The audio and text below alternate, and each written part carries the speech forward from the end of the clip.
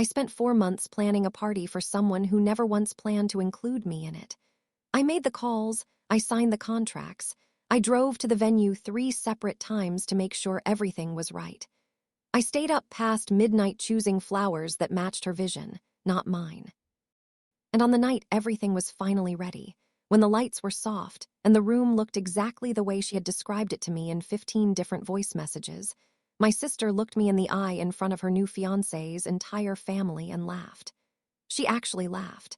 Then she leaned toward me and said, quietly enough that only I could hear, that I was not welcome there, that I should leave before people started arriving, that I was an embarrassment to her and she did not want me near her special night. I had not made a scene. I had not worn the wrong thing. I had not done anything except show up with the card and the gift I had bought with my own money, the same money I had used to fund almost every part of that evening. I turned around, walked out of that building, sat in my car, and did not cry. I just sat there. And in that silence, something inside me that had been patient for a very long time finally stopped being patient. Before we go any further, I want to ask you something honest. If you had poured yourself into someone's happiness for years, covered for them, funded them, defended them, and then they publicly removed you from the moment you helped create, what would you do? Would you fight back right there? Would you go quiet and disappear? Would you send a message? Would you wait? Think about that as Lousia's story unfolds, because the choice she made was not loud, and it was not instant, but it changed absolutely everything. Stay with her.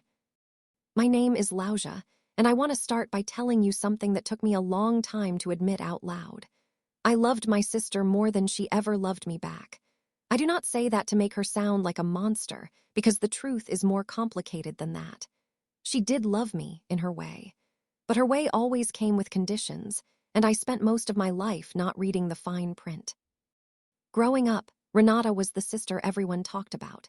She was 2 years older than me, sharper in conversation, faster to make friends, and magnetic in a way that made rooms shift when she walked in. People looked at her and smiled automatically. Teachers remembered her name. Boys noticed her first. I was not invisible, but standing next to Renata made me feel like I was made of something quieter than she was, like I was background music and she was the main song. I had learned to live with that comparison by the time I was 12. By the time I was 20, I had built a whole quiet life around it. What I had that Renata did not have, and I say this without any bitterness, was follow-through. I finished what I started. When I said I would do something, it happened. When I said I would show up, I showed up. I worked 2 part-time jobs through most of my early 20s while I built my where she could talk strategy and wear nice blazers. She was not struggling financially, but she also spent what she earned, which meant that when something big came up, she had a habit of looking sideways at whoever in the family could help her make it work. For most of her adult life, that person was our mother. But our mother had retired early due to health problems, and her savings were not deep. So when Renata's life started moving toward something major, the sideways look eventually turned toward me. I should tell you about Marcus, because he matters to this story in ways that took me a while to see clearly. Marcus was Renata's boyfriend of 3 years before he became her fiancé.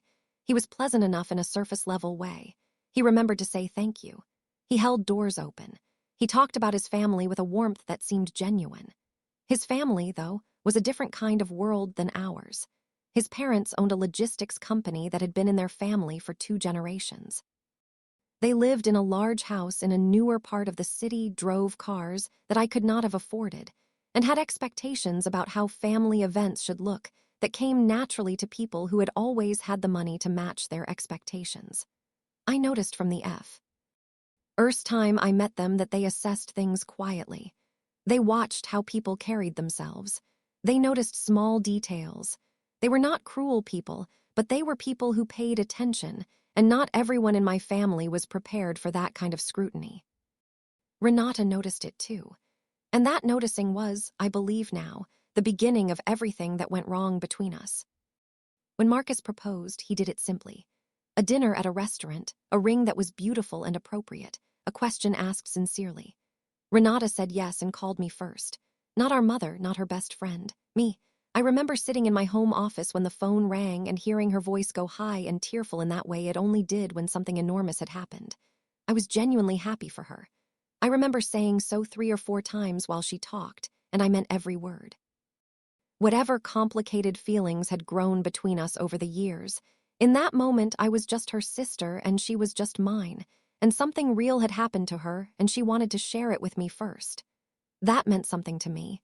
It still does, even now. The engagement party conversation came about 2 weeks later. Renata called me on a Saturday afternoon while I was reviewing vendor quotes for a client event. She asked me, in the careful way she had when she was about to ask for something she was not sure I would agree to, whether I had any thoughts about how an engagement party should be structured. I told her I had a lot of thoughts, given that it was literally my job. She laughed. I laughed. And then she said it directly and without much build-up. She wanted me to plan the engagement party. Not just advise. Plan, fully coordinate it. Handle the venue, the catering, the florals, the invitations, the schedule, all of it. I asked her what her budget was. She was quiet for a moment and then named a number that I knew, from years of working in this industry, would not cover a venue alone at the level she was describing. I asked her if Marcus's family was contributing.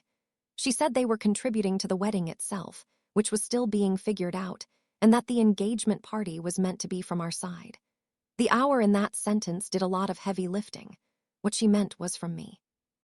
I want to be honest with you about what I felt in that moment, because it is important. I felt two things at once.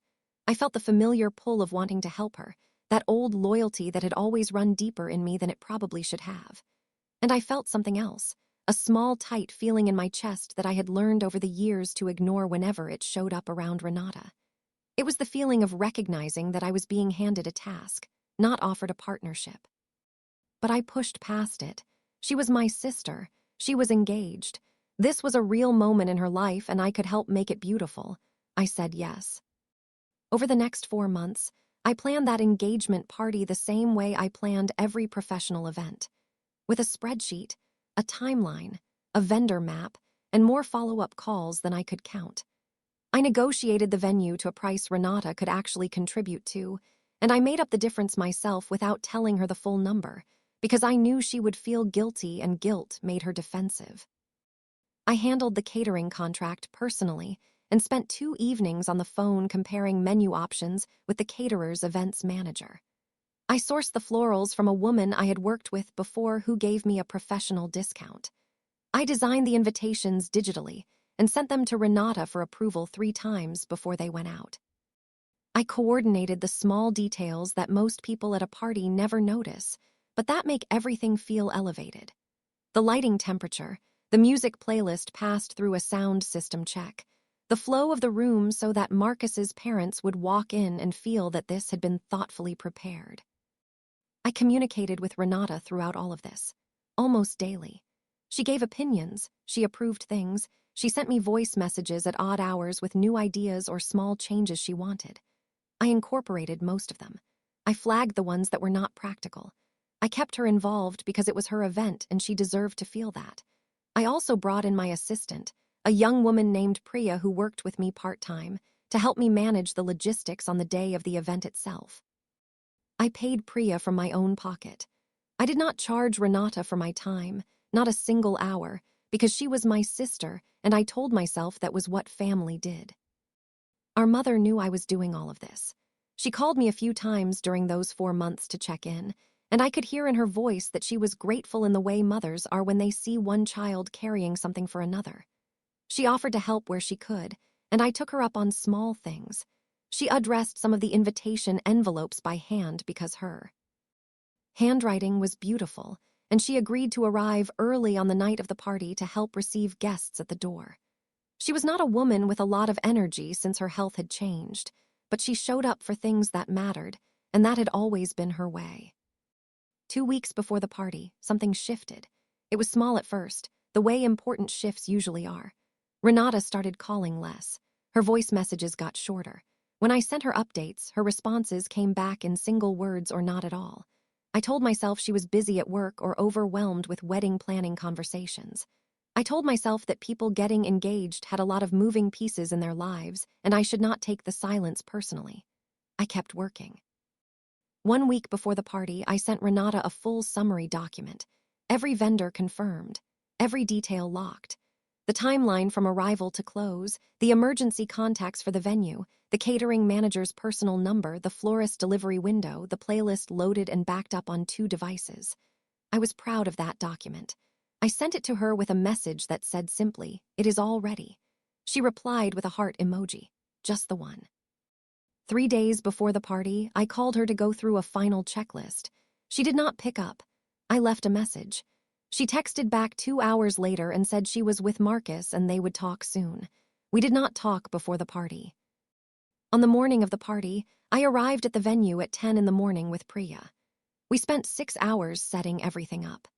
The tables, the flowers, the lighting adjustments, the welcome table, the card box Renata had specifically requested, the framed photos I had printed and arranged on a display board using pictures Renata had sent me over the weeks.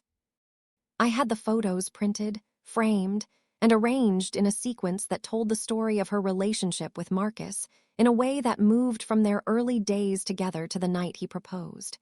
It looked beautiful. Priya said it out loud, and she was not the kind of person who said things just to be kind.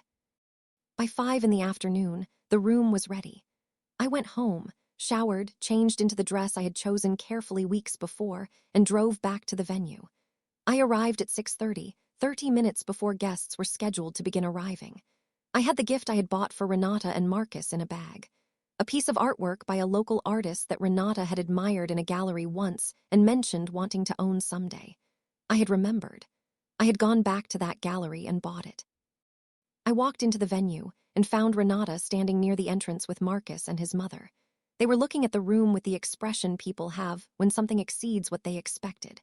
Marcus's mother had her hand pressed lightly to her chest. Marcus had his arm around Renata, and he was saying something quietly to her that made her smile. It was a good moment. The room looked the way I had wanted it to look.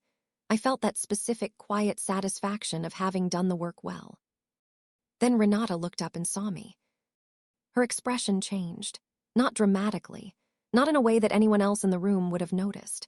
But I had spent my whole life reading Renata's face, and I read it clearly. Something tightened in her. She excused herself from Marcus and his mother and walked toward me. I thought she was coming to say thank you. I stood there holding the gift bag, and I thought, here it is. Here is the moment she sees what I did and she says it out loud. She stopped about 2 feet from me. She looked at my dress, then at my face, then at the bag in my hand. Then she said it. She said it quietly, almost gently, which somehow made it worse. She said that she needed to talk to me about something, and that she had been meaning to call but things had been busy, and that she hoped I would understand, but she thought it would be better if I did not stay for the party. That she knew how much I had done, and she was grateful. She really was. But she had thought about it, and she just did not think it was the right night for me to be there. That she and Marcus had talked about it, and they felt the guest list needed to feel a certain way, and she just did not want any awkward energy. I asked her what awkward energy she was referring to. She did not answer that directly. Instead, she smiled in the careful way she did when she was managing a situation and said that she knew I would understand because I always understood, and that we could have lunch next week and celebrate properly, just the 2 of us. Then she looked at the gift bag and said I could leave it at the welcome table if I wanted to. I looked at her for a long moment. I thought about the 4 months. I thought about the vendor calls and the florist and go. I put the gift bag on the welcome table. I looked at Renata one more time. I did not say anything that I will regret. I did not make a scene that would have given her the story she could tell against me later. I nodded once and I walked out. Priya was near the entrance doing a final check on the sound. She caught my face and started to say something. I told her she was in charge now, that everything was covered in the document, that she knew what to do. She looked at me with an expression that asked 100 questions at once. I told her to text me if anything went wrong technically and that I would handle it remotely. Then I walked to my car. I sat in that car for a long time. The engine was off. The parking lot was quiet. Through the building's front windows, I could see the glow of the lighting I had chosen, warm and amber and exactly right. People were beginning to arrive. I could see the shapes of them through the glass, dresses and suits, people hugging Renata, people exclaiming over the room I had made, the room I had been removed from. I did not cry. I want you to understand that I did not cry in that parking lot. What I felt was not sadness exactly. It was closer to clarity.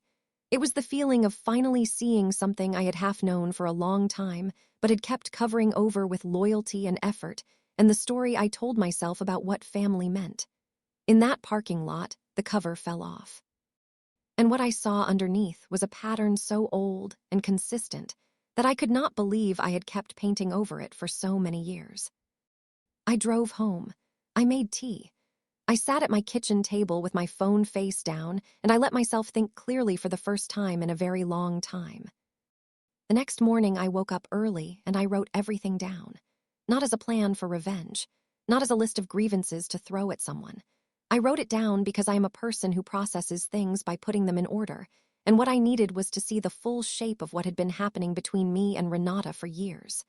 What I wrote filled 3 pages of a notebook I used for work planning. When I was done, I read it back to myself.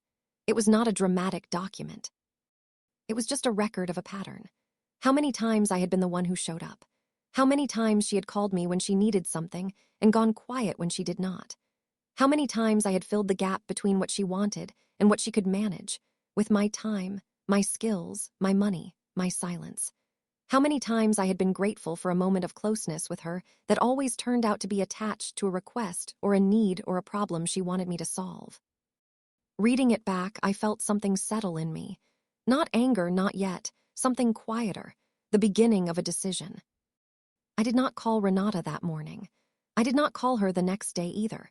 She did not call me. 2 days after the party, she sent me a text message that said it had been a beautiful night and everyone had loved the room and that she hoped I understood why it had been better for me not to be there. She ended the message with a suggestion that we meet for lunch on Friday. I looked at that message for a long time. Then I put my phone down and went back to work. On Friday, I did not go to lunch. I sent her a message in the morning that said I needed some time and that I hoped the week had been good for her. She replied with a question mark. I did not reply to the question mark. What happened next was not something I planned, but it was something I recognized as significant the moment it arrived. On the following Monday morning, I received an email from a woman named Claire, who turned out to be Marcus's aunt. She had found my business through the venue's vendor referral board, which listed me as the coordinator for Saturday's event. She wrote that she had attended the engagement party and had been genuinely impressed by the quality of the event, and that she was looking for someone to coordinate a significant fundraising gala for a nonprofit organization she chaired. The budget she mentioned in her email was the largest single event budget I had ever been offered. She asked if I was available for an exploratory call. I sat with that email for a moment and felt the particular irony of it settle in slowly. The event that Renata had removed me from had become, through the venue referral system and a guest's attention, a direct professional lead of a scale I had not seen before. I replied to Claire within the hour and confirmed that I was available. The exploratory call happened 2 days later. Claire was warm, direct, and serious about what she wanted. She described the gala, a fundraiser for a children's literacy nonprofit that her family had been involved with for years. 300 guests, a venue that needed to be sourced, a program that needed design, catering, florals, entertainment, silent auction logistics, the whole shape of a major formal event. She said she had looked at photos from the engagement party, which had been shared among some of the guests, and that the quality of the coordination had been evident. She asked me to send her a proposal. I sent the proposal the following week. It was thorough, specific, and priced honestly. Claire responded within 2 days. She said yes. It was the largest contract I had signed in the history of my business. I called Priya and told her we had something significant coming. She was quiet for a moment and then said, simply, that she was glad something good had come from that night. I did not explain more than that. She did not need me to.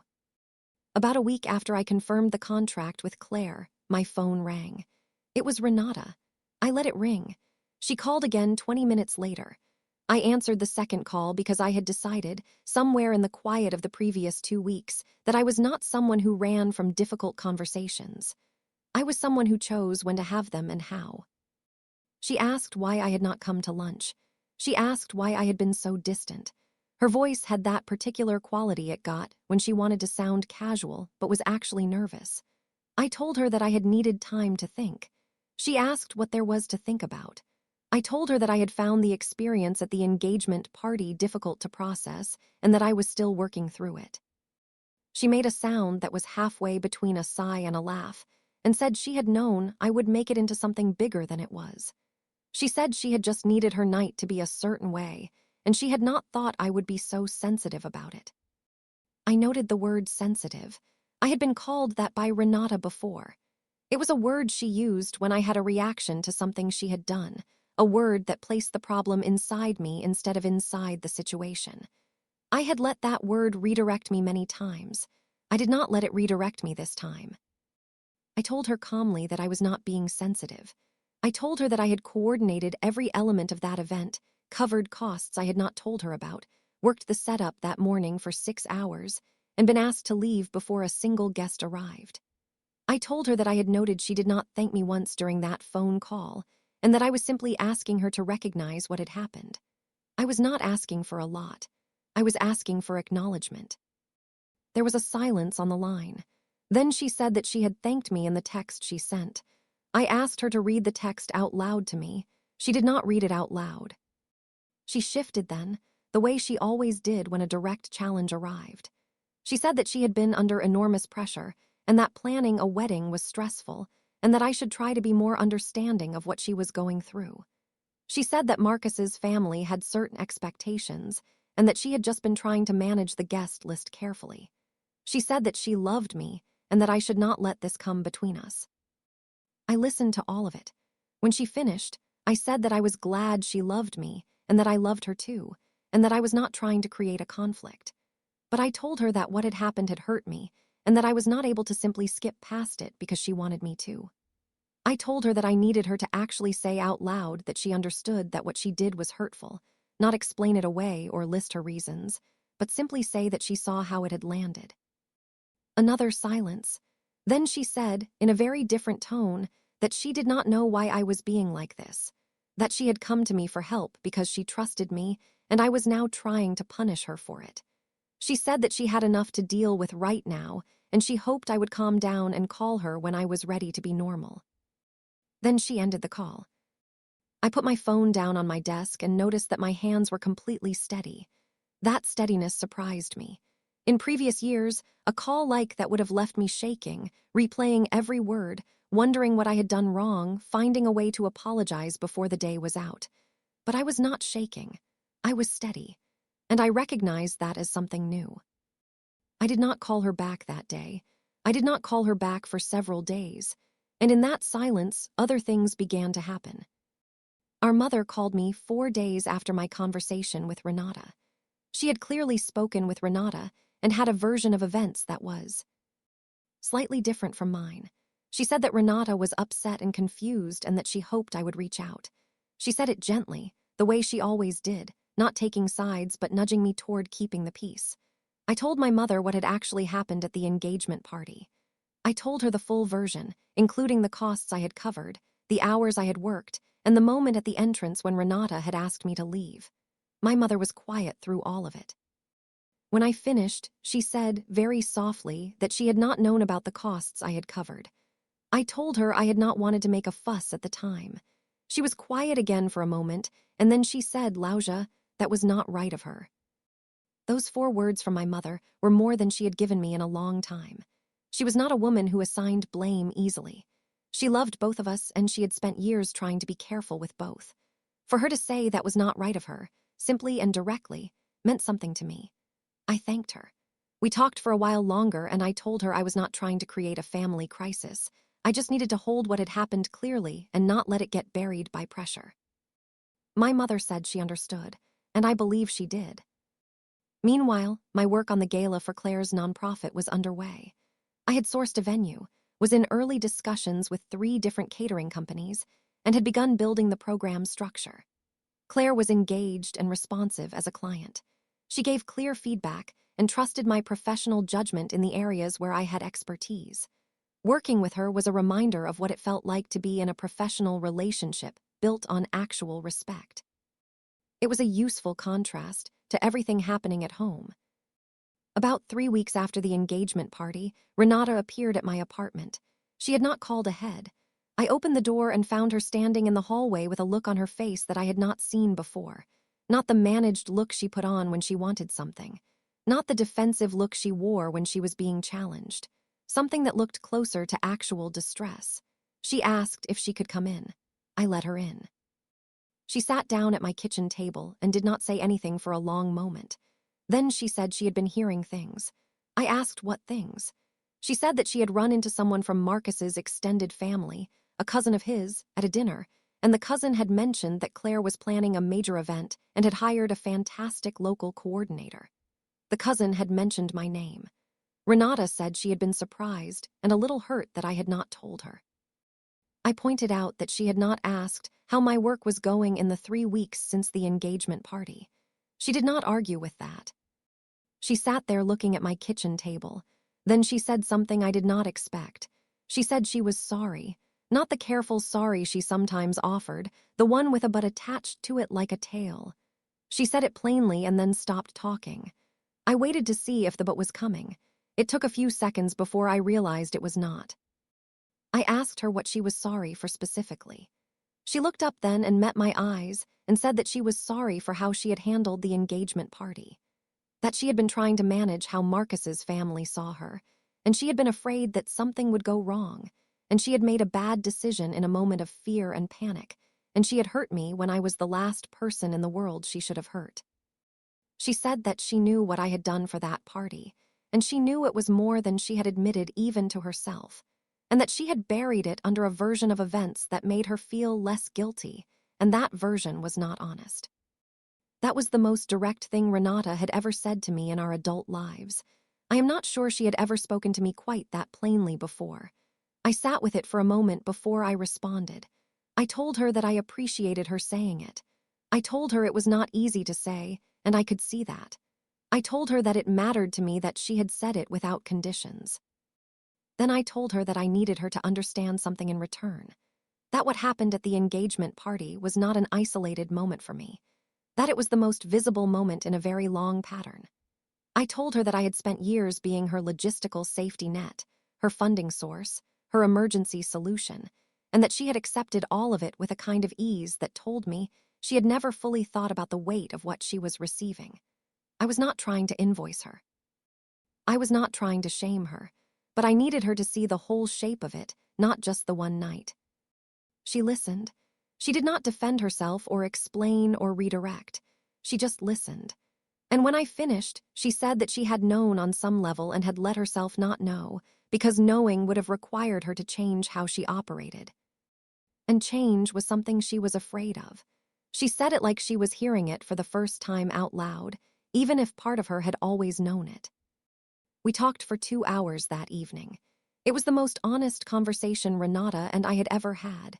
I do not want to oversell it. Honest conversations are not magic. One evening at a kitchen table does not undo years of patterns. But it was real, and it was a beginning of something different between us, and that mattered. Before she left, she asked about the gala. I told her it was a significant contract and that I was proud of it. She asked if she could see the venue when I scouted the final shortlist. I told her I would think about it. She nodded and said she understood that she had not earned automatic access to my work and that she would wait until I was ready to include her. That sentence surprised me. It sounded like growth. I stored it carefully and chose not to put too much weight on it yet, but I stored it. Now I want to tell you about the weeks that followed, because this is where the full shape of everything became visible, not just to me and Renata, but to the wider family. Our Aunt Delia, who was our mother's older sister, had attended the engagement party. Delia was a woman who kept a close eye on family events and had opinions about everything, delivered with a certainty that brooked no argument.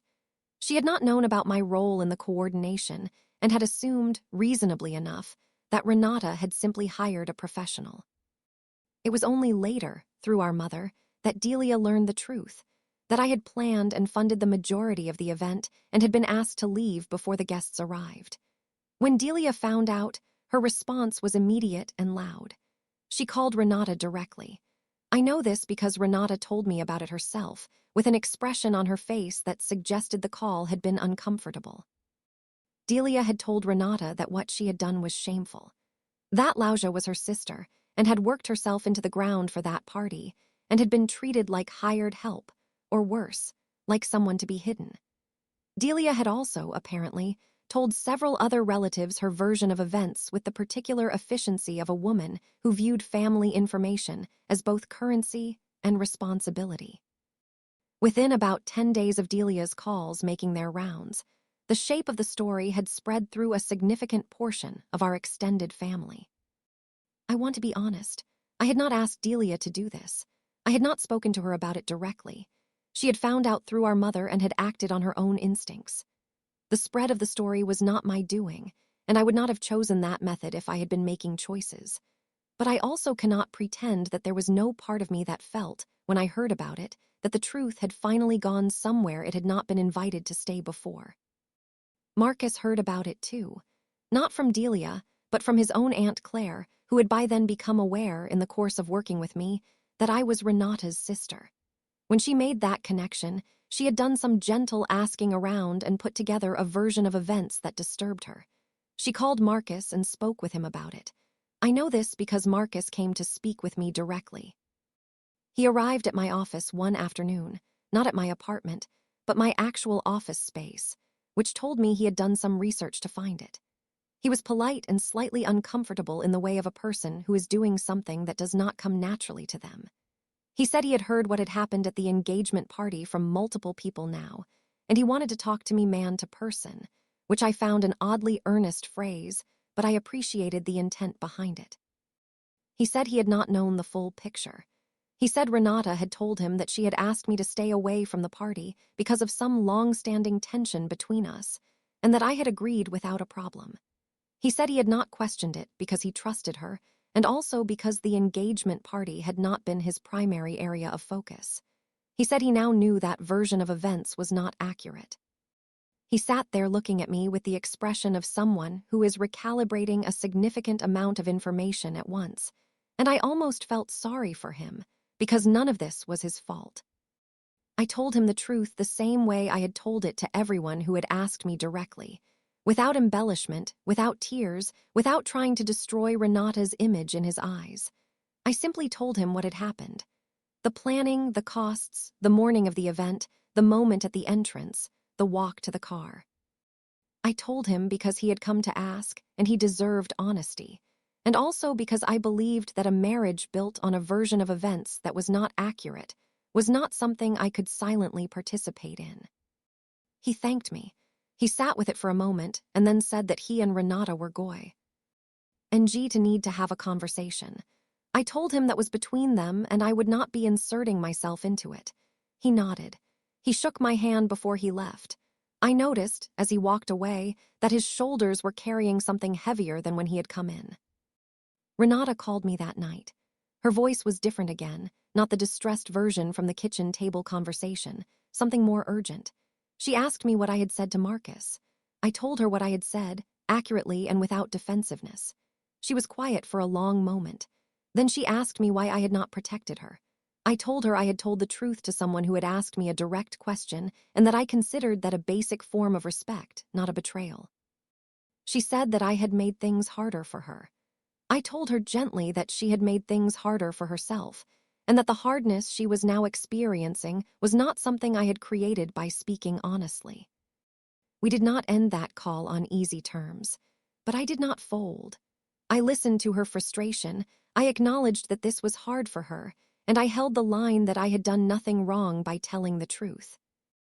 In the weeks that followed, Marcus and Renata did have the conversation he had promised. I do not know everything that was said in it, and it was not my place to know.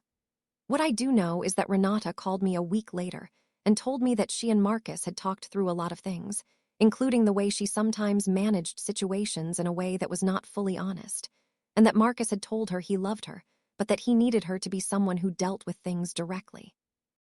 She said it like she was processing it still, like she was not entirely sure how she felt about having to be more honest as a permanent condition of her relationship. I told her that sounded like a good conversation to have before a marriage rather than after it. She was quiet for a moment and then laughed, a real laugh, and said that I was probably right. Around this time, something else happened that I had not anticipated. Two of Marcus's cousins, both young women who had attended the engagement party and had heard the story through Claire and through general family circulation, reached out to me separately through my business page. Both of them had upcoming events of their own. One had a milestone birthday party for her mother. The other was in the early planning stages of her own wedding. Both of them mentioned, in their inquiry messages, that they had heard the engagement party had been beautifully done, and they had seen the photos that had been shared. Both of them asked if I was available and if I was taking new clients. I was available. I was always taking new clients. I replied to both of them within the day. I'm not going to tell you that those two new clients were a dramatic windfall that changed my business overnight. That would not be honest, and I promised you honesty. What they were was confirmation.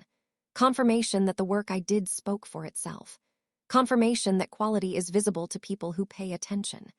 Confirmation that the same night Renata had decided I was something to be removed, other people in that same room had been paying close enough attention to remember me by name. The gala for Claire's nonprofit happened 6 weeks after I signed the contract. It was a major event, 300 guests, a formal program, a keynote speaker, a silent auction, dinner service for the full room, and a closing entertainment piece that I had sourced through a contact I had been building for 2 years. I managed every element with Priya and a small expanded team I brought in for the evening. The event went beautifully. I know that because I was there for every minute of it, from the early morning setup to the final check at close. I was there because I had been invited, because I had been hired, because the person who hired me wanted me in the room. Claire found me near the end of the evening, after the program had concluded, and guests were beginning to leave in the warm, slow way of people who have had a good night. She told me it had been exactly what she had hoped for, and more than she had expected. She said she had already had 3 board members ask for the coordinator's contact information. She said she hoped we would work together again. I thanked her. I meant it. I also felt, standing in that beautifully lit room that I had helped build, something that was the opposite of what I had felt in the parking lot 6 weeks earlier. In the parking lot, I had felt removed. In this room, I felt exactly where I was supposed to be. Renata and Marcus's wedding was set for 8 months after the engagement party. In the months between the engagement party and the wedding, things between me and Renata continued to shift slowly. She was making an effort. I could see it. The calls were more consistent and more honest. She stopped using the word sensitive when I had a reaction to something. She started asking about my work with what felt like genuine interest, rather than the performative interest she used to offer before pivoting to what she actually wanted to talk about.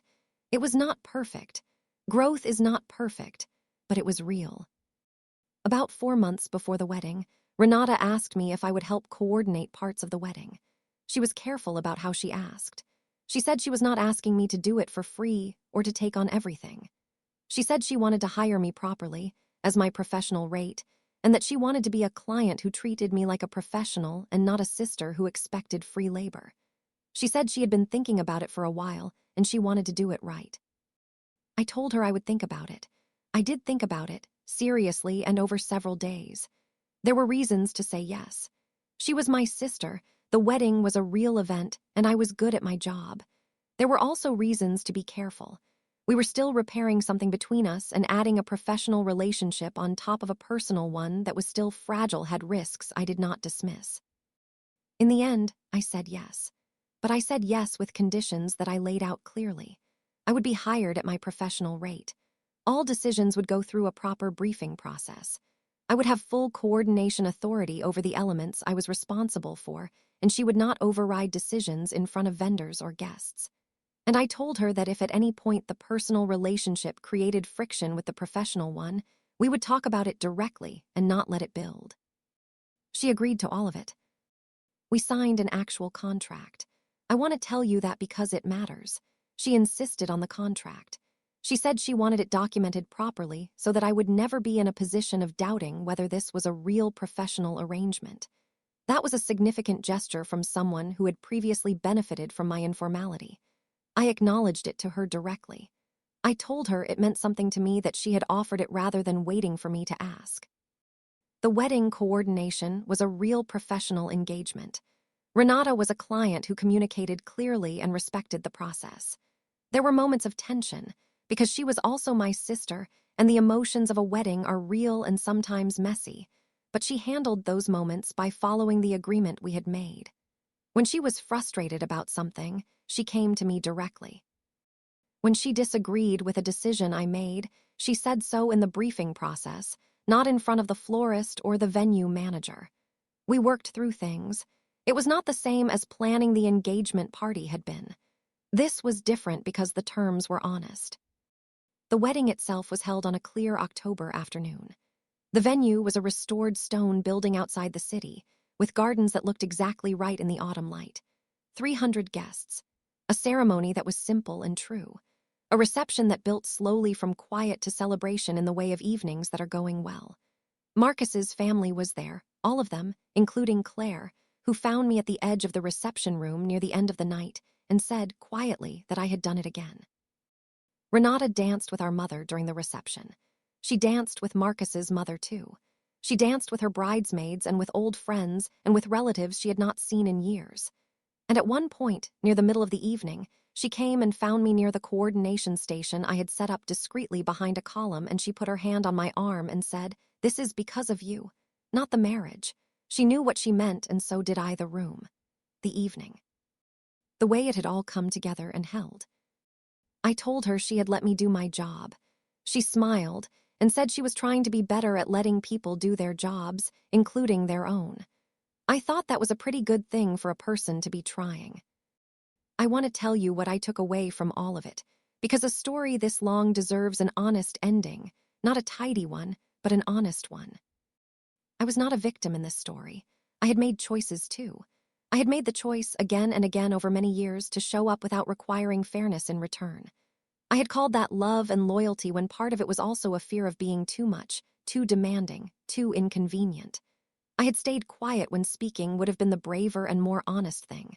Some of the pattern was Renata's doing, yes, but some of it was mine, and owning that was important.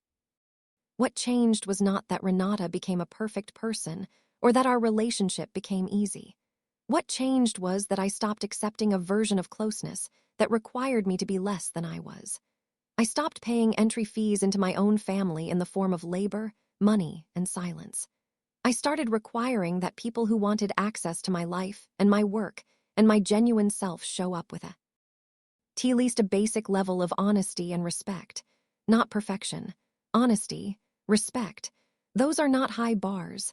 They just feel high when you have spent too long accepting anything that falls below them. The engagement party taught me something I could not have learned any other way. It taught me that I could survive being removed from something I had built and still find my way into a room that was bigger and better and genuinely mine. It taught me that the work speaks, and that people who are paying honest attention will hear it. It taught me that confrontation does not have to mean destruction. You can say a hard thing clearly and still love the person you say it to. You can hold a line and still hold a relationship. You can be both soft and steady. You can be both kind and clear. And you can walk out of a parking lot in the dark, carrying nothing except your own name, and still build something bright enough that people come looking for it. That is Lousia's truth. It has always been Lousia's truth. She is just finally ready to say it out loud. If Lousia's story hit something real in you today, I want to ask you one honest question in the comments. Have you ever done everything right for someone who still found a reason to make you feel like you were in the way? Not looking for anger, not looking for a list of people to blame, just looking for the truth. Drop it below if you have been there, because this channel exists for people who have carried more than they were ever thanked for, and I think you deserve to say so out loud.